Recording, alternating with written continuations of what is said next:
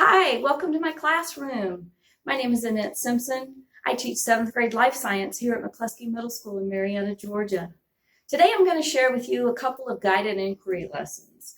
The first one is a class discussion which resulted from an intro discovery lesson that we were doing on the levels of organization. This was right on the heels of learning about cells and organelles and their functions. And so it really provided a real rich discussion about kind of a bridging of that gap between the cells and then learning about the different levels of organization. My next lesson shows comments and questions students had after an explanation of a basic overview of the process of mitosis. We had used several different just sort of like models and manipulatives for them to try and get a more concrete view of this abstract idea. And then finally, the last segment includes a See, Think, Wonder introduction to Punnett squares. And once again, the students were able to use the cubes that we had used in mitosis and meiosis to represent the alleles that we will put into the Punnett square to see the possibilities of what the offspring could inherit from the parents. As far as safety considerations, since these weren't full-blown labs, the biggest consideration here was having students sanitize their hands on the way into the classroom. We've been doing that for several years now. And then also, after using the manipulatives, they washed their hands before they left the classroom. Thank you so much for being here. Really appreciate your peek into my classroom. Noah, what was your question? Does a tree have a heart? No. All right, that's a great question. So, what does the heart do for our body? It pumps our blood. So, do trees have blood? No. They have sap. Okay. But it has a mental heart. It doesn't have a brain. So, one at a time. The tree can have feelings. If the tree doesn't have a heart, then how does it get that sap? What is the sap made out of, by the way? Glucose. Oh wait, Just glucose? it's the leaves. The leaves. Okay, glucose is a carbohydrate. But what else is that sap made out of? What are plants mostly made out of? KJ. Okay, they're made mostly out of water. So how in the world does this sap, which is water and you said glucose, get throughout the plant if it doesn't have a heart? Evie, what do you think? Say it again. Is it diffusion? Can you be more specific? What is diffusion? Where a substance goes into, where it's a high concentration, it goes into other places with low concentration. Okay. But since it isn't fully water, it isn't quite osmosis. Ah, okay. So is it kind of osmosis though? Yes. It kind of is. And then that glucose takes a ride along with that water. I got a question. Okay. And what lets the sap in and out of the cells? The cell membrane. The cell membrane. And we said that the cell membrane can kind of let what size easily in? What size molecules? Water molecules, water molecules, and oxygen molecules. And what else? Carbon dioxide. Okay. Can it let the glucose in? Does it let all the glucose in, or is that a little bit harder to go into? A little bit harder. But does it have to But Miss Simpson, Good. is the leaves the ones that makes the sap in the first place? Because how else would glucose be made? All right. So very good. So, what part of the sap do you make? The sugar. Sugar. Through what? What's it called? Photosynthesis. Very good. Where does the water come from? the ground? The roots. The roots. And the water cycle. Okay. And so what process allows the plant to get that water inside? Okay, very good. Got a question? What's the conclusion if we've gone through like how it does all this other stuff? So like, what's the conclusion? Does a tree have a heart? No. But it does have other organ systems that take care of the same function that a human has.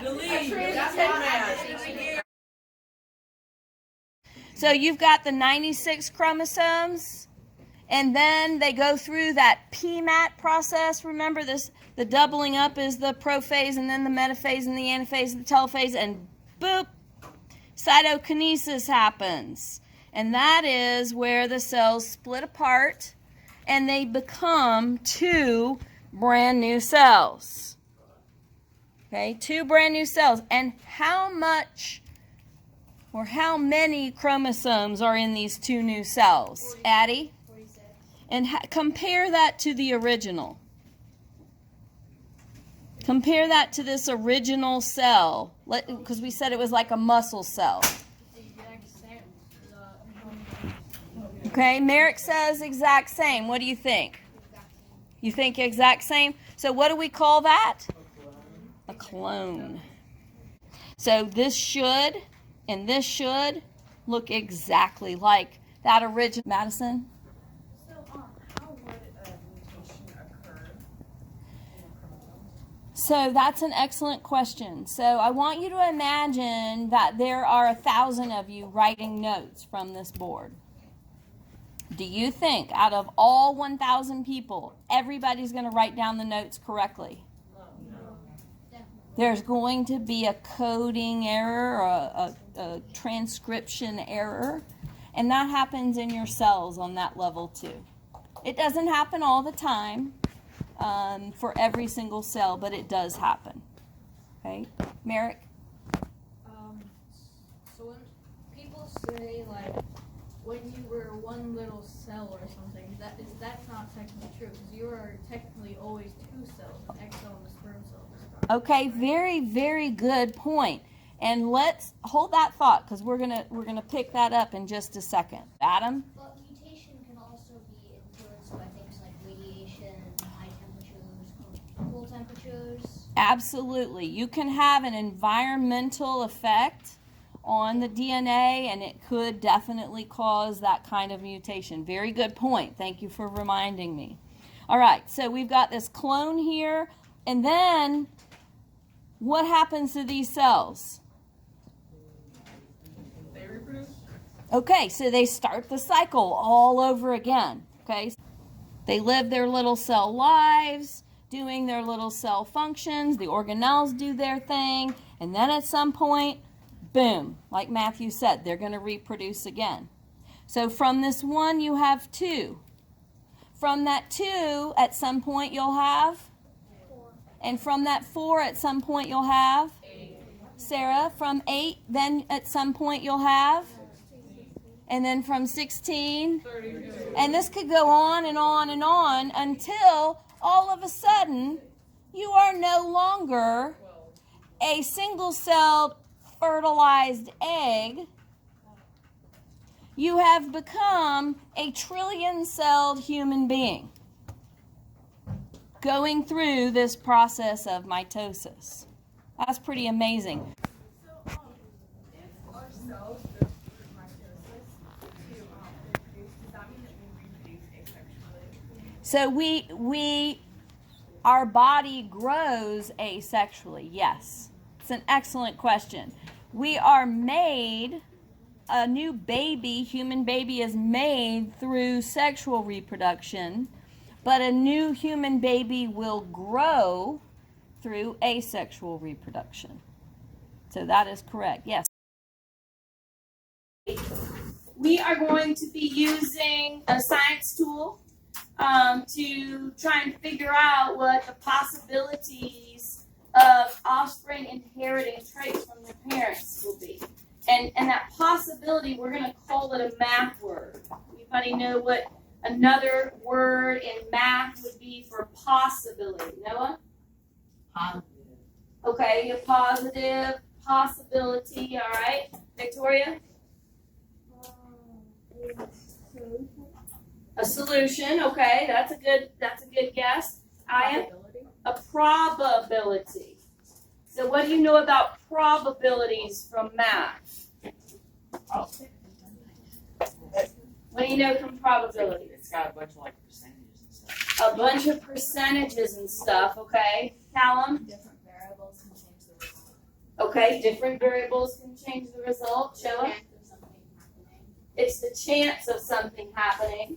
Okay, so like that percentage is like flipping the coin of like heads or tails. These are all excellent answers. It's like experimental. Theoretical and experimental. Okay, so all of these things are going to be true about us using the Punnett squares. It's the possibility of what the offspring are going to inherit. It's theoretical because we don't know for sure. It's only the possibility. It's the chance of it happening. It is a percentage. And what Callum said is really important. That when the variables change, so do the probabilities. Okay, so those are really good answers that you guys are giving and thinking about so far. So I want you to look at this tool. Tell me some things that you observe. Some things that you see. What do you notice on here? What do you notice, Damien? I see the side that says father, which is 2 sperms. Okay. What else do you notice? Sky? It reminds me of like a graph, or like not a graph, a multiplication table. Okay, so that's one of those things. What does it make you think about? Right now, let's concentrate on those observations. You're not wrong, Sky. Let's just hold off on that. Callum? Half comes from the mother, half comes from the father. Okay, you see that half is half and half, one from each parent. Yes, Noah? I always produce when it's time to take care of. Okay, that is true. Anybody else have any observations? Victoria? I see zygote.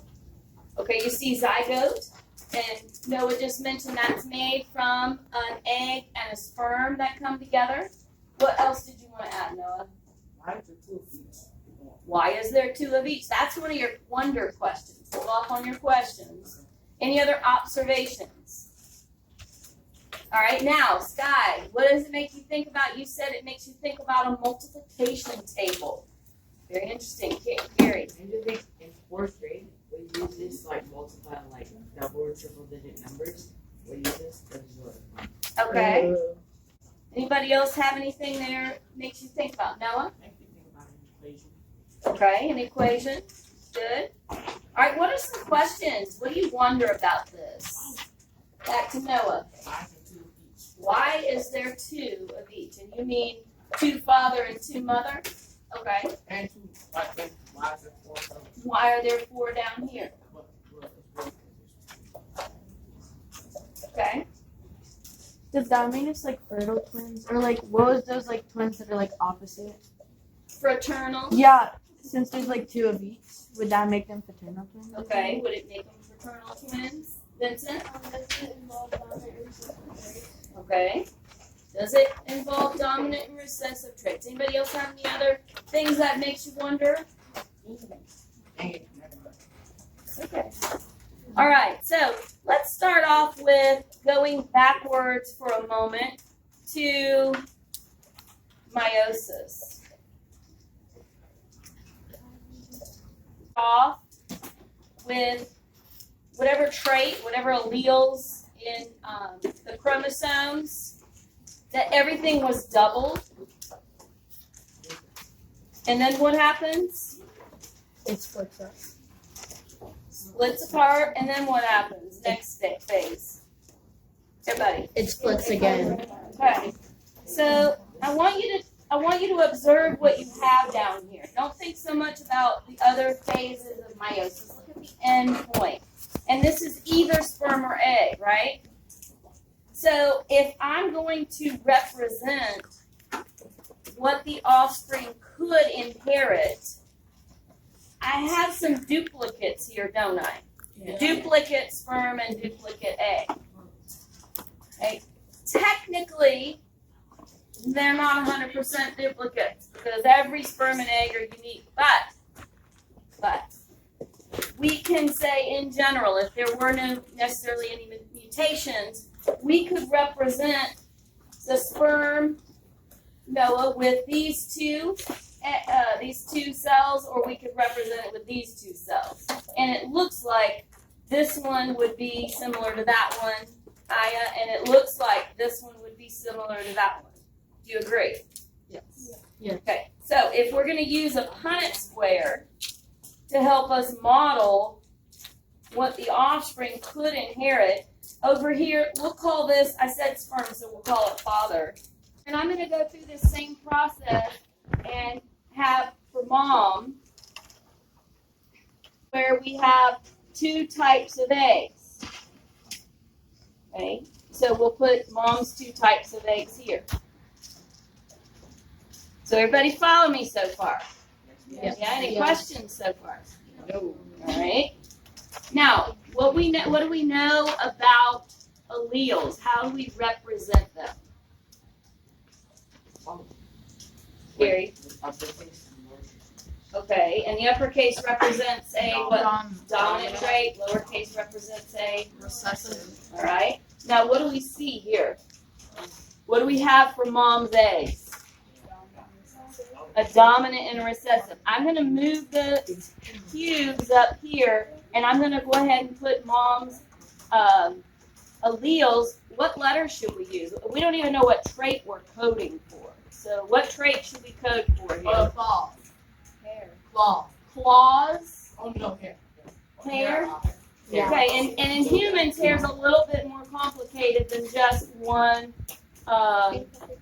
pair of alleles, but we'll go ahead and we'll use it. Okay, so we'll do hair. What do we want to represent? What's going to be our dominant trait here? Tatum? Oh, I sure can. What's going to be our dominant trait? Damien? Black hair. Black hair. Okay, and what letter are we going to use? B. B. Capital B will be black hair, and lowercase b will be Brown. brown hair. Okay. Oh, it should be blonde. You want blonde? Okay. Okay, so you want capital B for the dominant, lowercase b for the recessive. So for mom's allele here, what should I write? In this circle. Capital B. And then what about for this one? Lowercase. Lowercase b. All right, we got to repeat the same procedure for dad. When you're writing the genotype, you always want the dominant trait to come first, the capital letter to come first. So I wouldn't write dad's capital letter below the lowercase. I really need to switch them. Okay, because I always want that capital letter to be the first one you see. So we'll go ahead and write a capital B here, and then what here? Lowercase. In any case, when you have just two alleles, and the other parent has the two alleles, you can combine them in 4 different ways. Let's see if this matches what we said what possibilities we could use to combine with our cubes. We said we could, one possibility would be uppercase B, uppercase B. Do we have that? Yeah. Right here. We said that one possibility was uppercase B, lowercase. Whoops, I have that backwards, sorry. Uppercase B, lowercase b. Do we have that? Yes. Okay. We said another one was uppercase B, lowercase b, but blue and orange opposite. Do we have that? Yeah. And then we said both lowercase. Do we have that? Yeah. Yes. Is there any other possible combination that I missed? No. So this Punnett square models very nicely and very organized all of these possible combinations of the cubes. Okay. Now what we have to do, this is not the end, now we have to interpret our results. So we look at this and we see that we have a couple of different genotypes. What are the genotypes that are here? The homozygous dominant would be BB, like uppercase B and uppercase B. Perfect. There you go. Okay. Victoria very correctly said homozygous dominant, and Luna then gave us the correct genotype for that description. What's another possible genotype? What do you see on here that are some letter combinations? Okay, what kind of B? And lowercase. Okay, good. So he sees a capital B and a lowercase b. How can we describe that one? Noah? Heterozygous. Very good. All right. And then is there another genotype, Damien?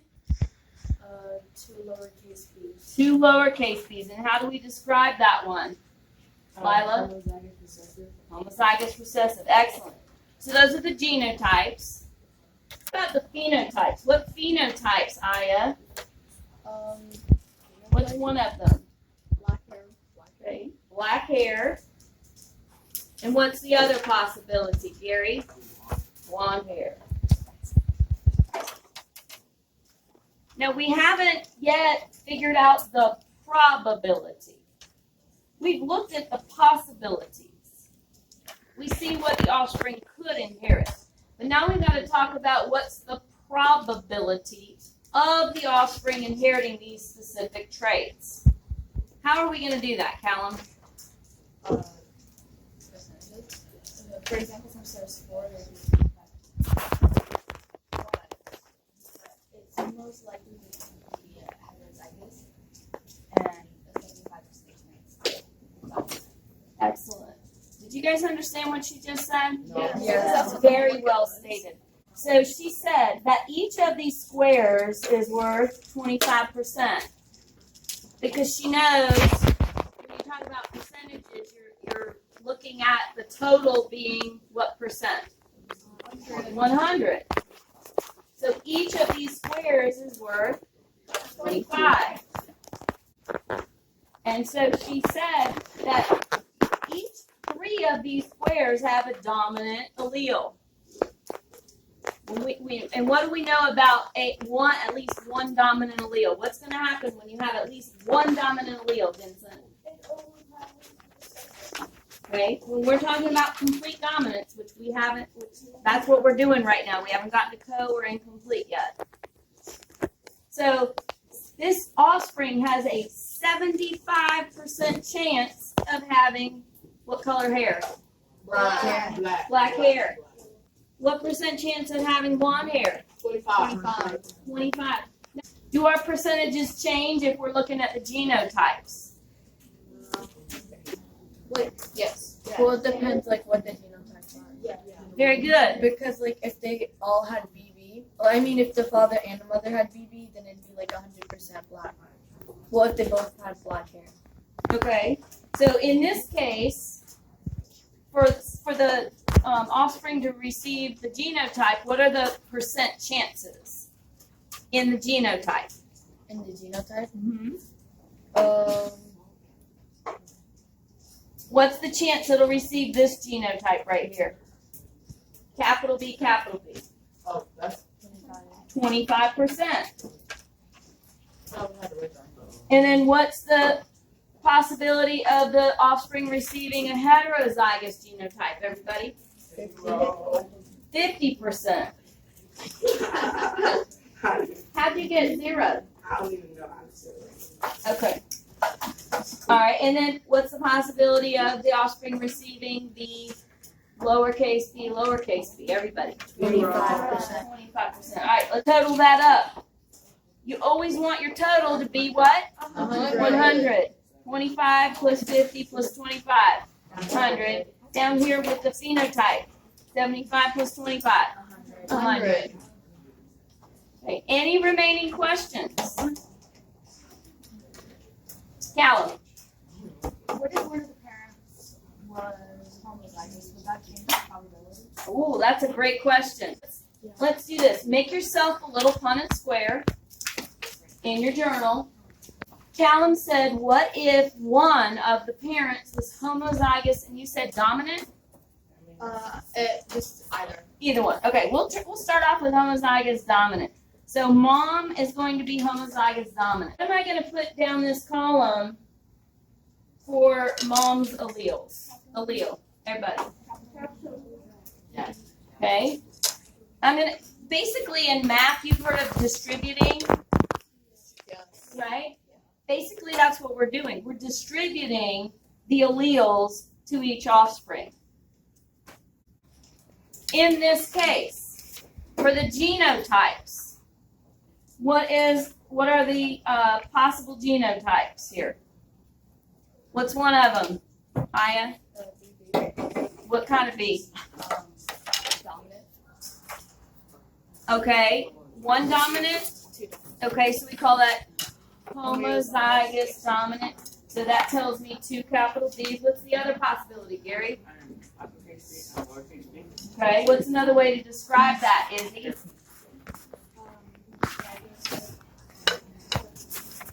Uppercase B and lowercase b. Heterozygous. All right, Michael. What are the phenotypes here? Remember, the capital B is black, lowercase b is blonde.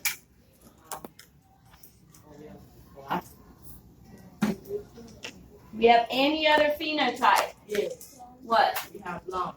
How? Because of lowercase.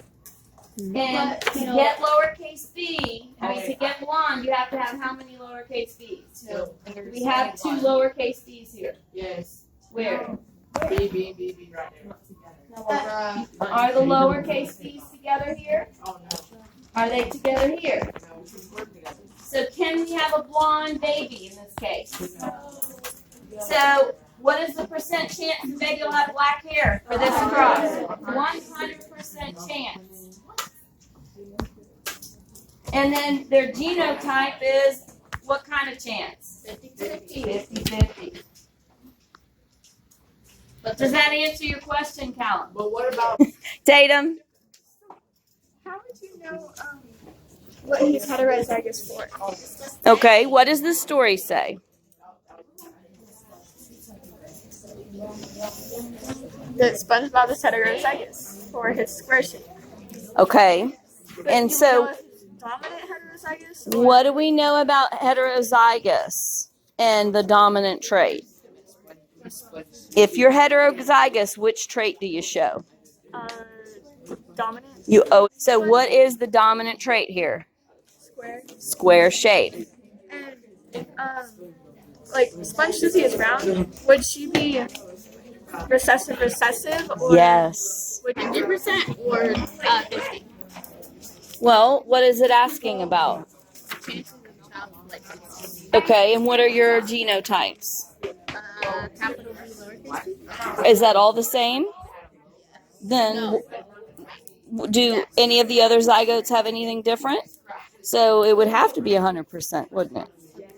So then would one be 100% 2 or 0? Well, what do you think? It'd be 0, wouldn't it? Because can you get a green phenotype out of those genotypes? You can't. Good. With Squidward's children, we finished everything, but with Squidward's children, they'd still be considered purebreds, but we're not sure. Okay. So what is a purebred? Isn't it having the same phenotype? We know it's hybrid, Same genotype? right? So what a hybrid is what? It has 2 different Alleles. Good. That's good. You are correct. So could those children be purebreds? Because they have different alleles. You are correct. And so what are the possible genotypes here? dominant and recessive? Okay. And then what's the phenotype? Green, blue. Blue, green. So does it blend? No. Which one overpowers the other? Blue. Okay, overpowers Green. the green. So it's going to be blue. I don't want a blue baby. Well, you're not Squidward. I'm just playing. I don't want So, if the baby has 2 short eyes, which is little t, little t. And on here, it has big T, little t.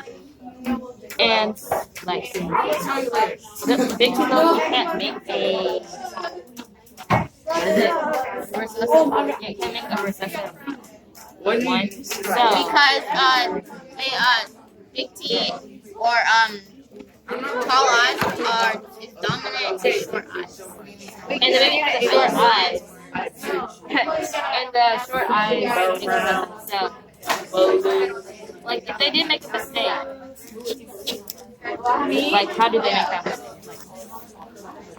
When the baby has short eyes and they only have tall eyes. What? Juan's idea is Huh? Does that make sense, Penny? Because that baby inherits what kind of allele? The dominant allele. So can it be recessive from what the parents have? There's no chance. So they made a mistake in the hospital. Uh-oh. Give me back my baby. Good explanation, ladies. Good explanation.